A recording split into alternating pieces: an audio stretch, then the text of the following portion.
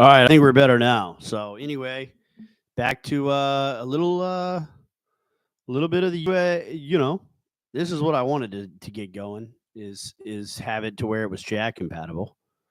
So we're good.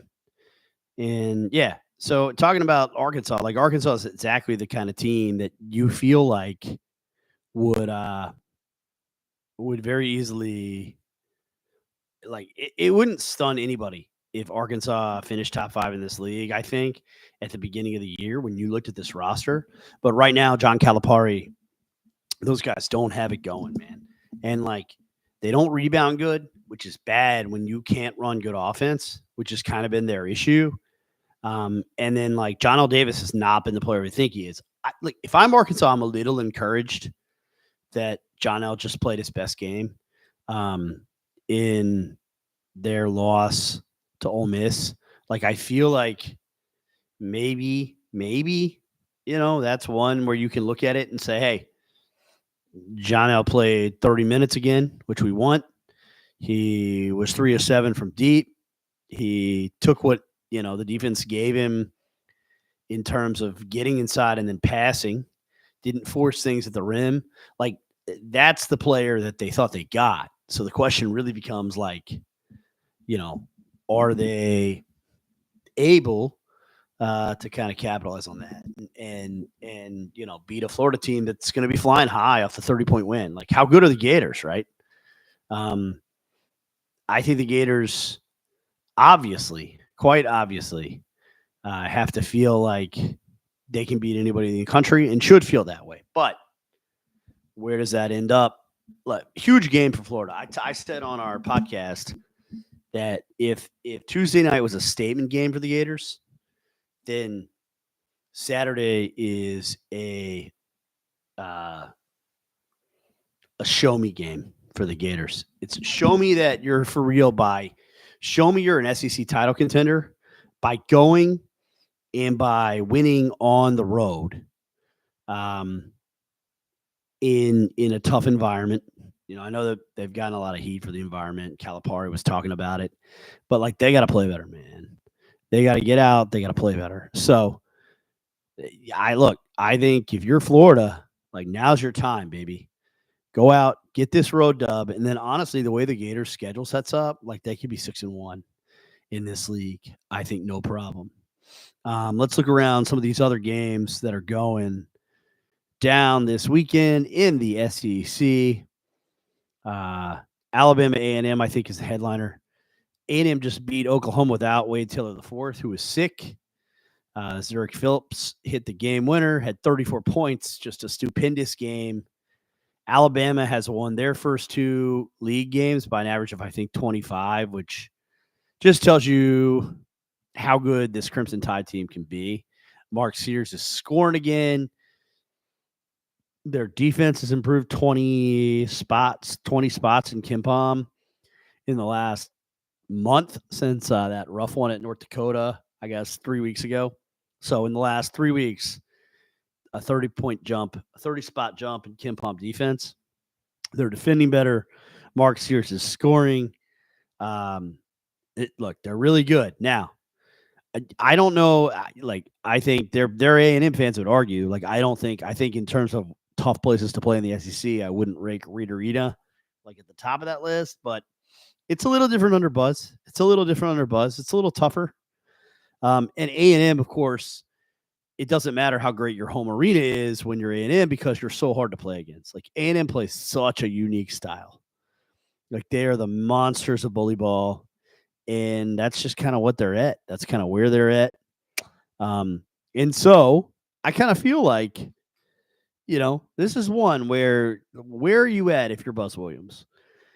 Huge litmus test for them. Last year, they got absolutely demolished when they met up with Alabama. Just crushed.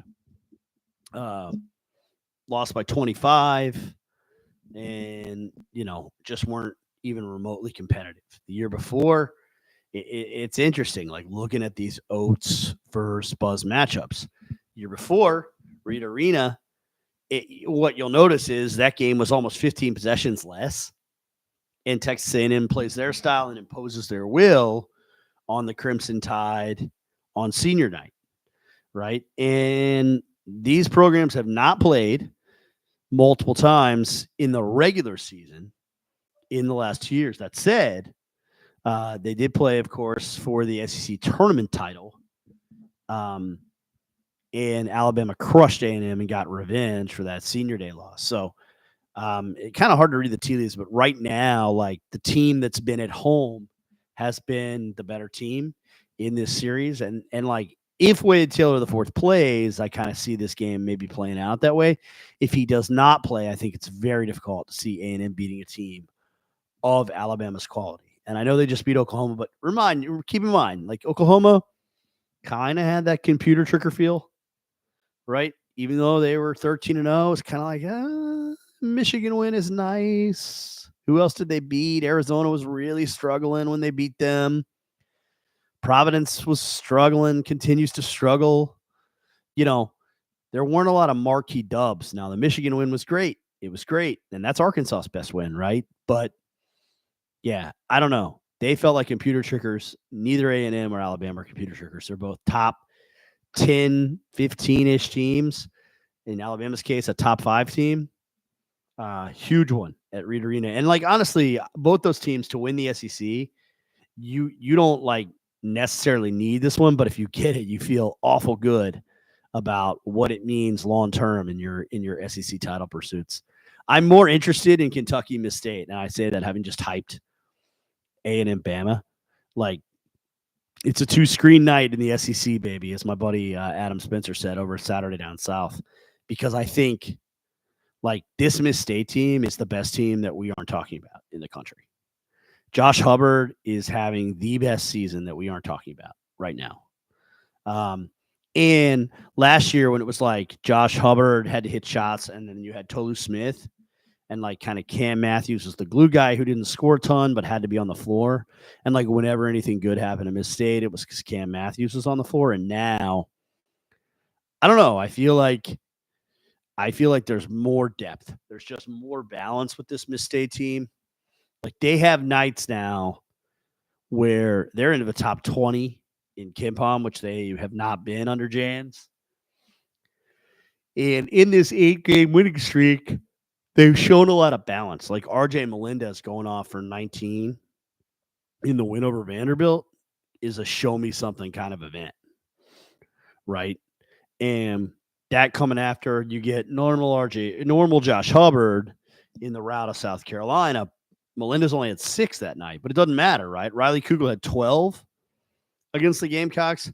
He was a non-factor against Vanderbilt, and it doesn't matter because they just have other guys who can help you. They have other guys who can impact winning.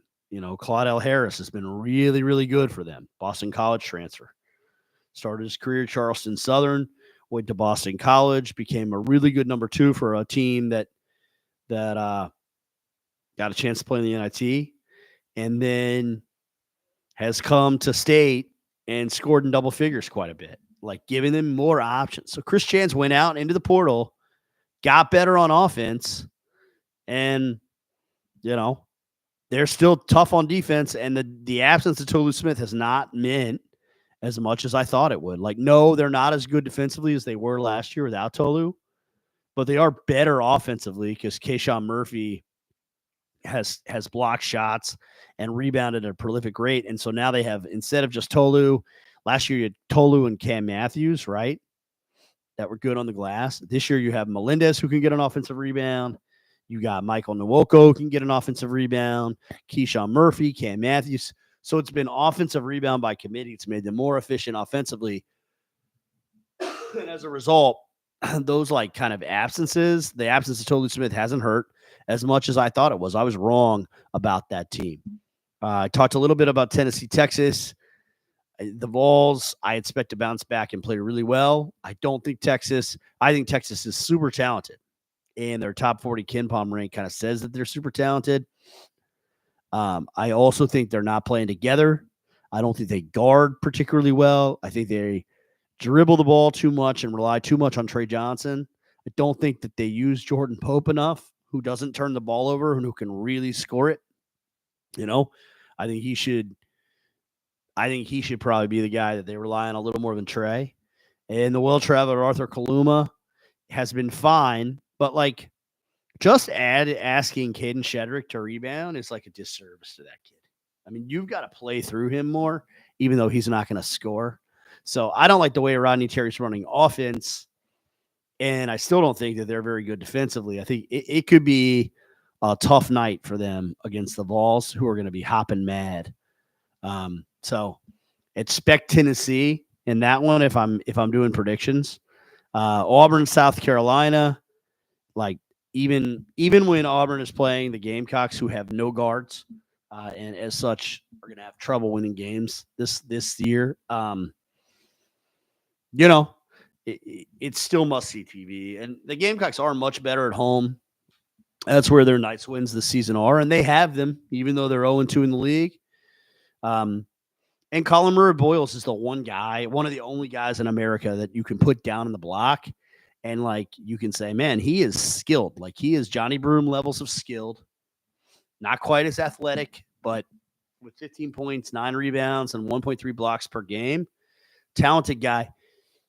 Low key games of the night. Vandy Mizzou is hard to get pumped for.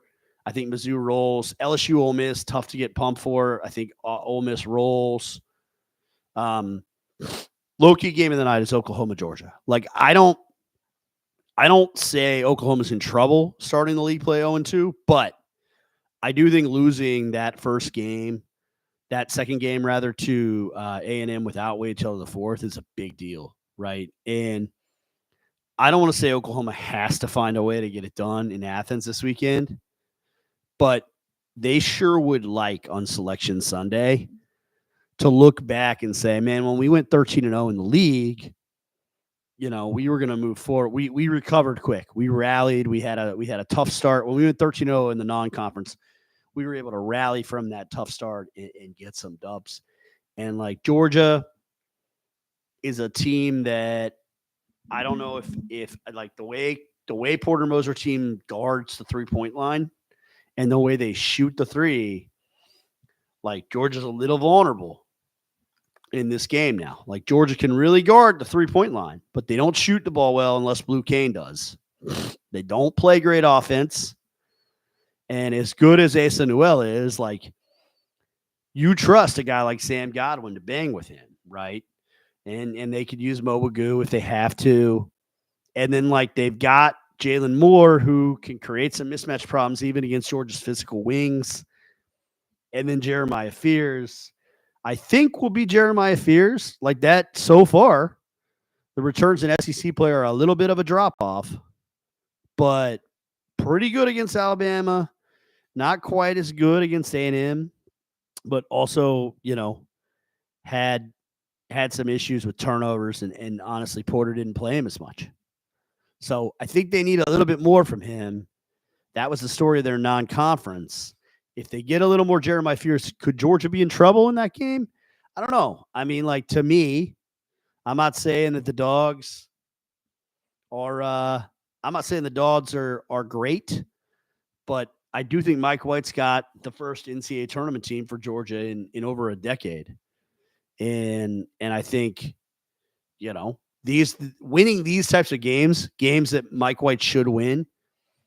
I mean, ask Florida fans, right? These are the types of games that Mike's teams lost too much in Gainesville and drove people nuts. It wasn't big games. Mike was fine in those. He beat a lot of ranked opponents. It was games where he was a narrow favorite at home that Florida lost too consistently in his era. And it's part of why he ended up in Athens, right? And I think he's done a great job at Georgia. They have built a roster. Him and Eric Pastrana have done it differently than he did at Florida. They have learned from their mistakes. I think Mike is a really reflexive and thoughtful guy.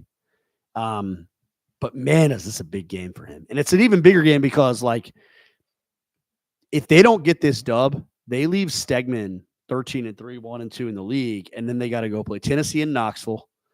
They got Auburn coming to Athens next Saturday. They're not winning that game. Then they got to go play in Fayetteville Wednesday night Then they got to go to Florida on Saturday, January 25th. Like, you could be looking at 5 straight losses, very realistically, if they don't get this dub on Saturday. So I think low key second biggest game of the weekend in the SEC, behind Bama and A&M. And I say that, having talked about how I'm most excited for Kentucky Miss State, which I think kind of like Florida Arkansas, like not a massive resume game for anybody really, except maybe Arkansas in that group, but certainly show me games for Kentucky, show me game, prove it game for Miss State, prove it game for Florida, right? And I don't mean to rag on Florida and call things prove it games when they just beat Tennessee by 30, but like there is a difference between beating number one in a charged environment on your home floor, and beat is an understatement. Mollywopped is probably a fair way of putting what Florida did to Tennessee. But like you mollywop the Vols and you lose to Arkansas, well, people are going to say, hey, why can't you win away from home? And that might be fair if you lose at Rupp and you lose in Fayetteville. So things to think about. We'll be back with some more of these videos. Appreciate you guys. Subscribe to our Patreon, Florida BB Hour, patreon.com/Florida BB Hour. All sorts of content just like this. I'm not going to do a lot of these for free on the YouTube channel, but wanted to come on, talk a little bit live now. Thanks.